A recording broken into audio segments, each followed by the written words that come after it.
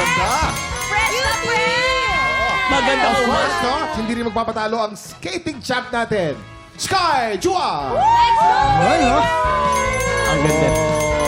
At of course, ang kukumpleto sa kanila, Sparkle Beauty, Angel Layton. Ganda rin, no? Napaka-sexy! Diba? Ang aking mga bebe girls, kasama po ako dyan sa ating kapatid. Kaya naman Vanessa, Sky and Angel.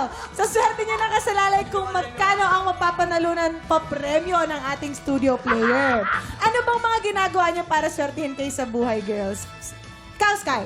So, mahilig talaga ako magsuot ng gold, black, and yellow. Ay, Ay. bakit ano? Bakit very specific yung mga colors? Dahil yun sa feng shui ko. Ay, nagpapafeng shui kami. Pero guys, ano ba Yes. napapansin ko talaga?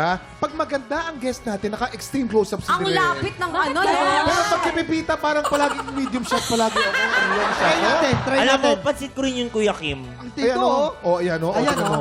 o. Zoom in na, zoom in! Ay, lumalayo! Lumalayo, lumalayo. Ay, lumalayo. Oh. O si ano naman, si Angel.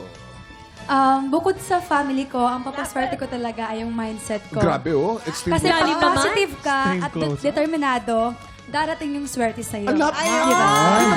Diba? Halos paputol na yung noo sa extreme close-up. Pero pag si Jason, paano? Direk, sa akin naman. Ayan, Oh, oh. yan, oh. Ayan, oh. Ayan, oh. Ay, Consistent yung blurring. Ang sakit. Ang labo. Migrado ba yung camera? Ate, migrado? Vanessa, ikaw naman. Ako po, nagsusot ako ng maraming accessories. Gaya po na nakikita niyo, puro accessories Ang po yung dami suot. nga.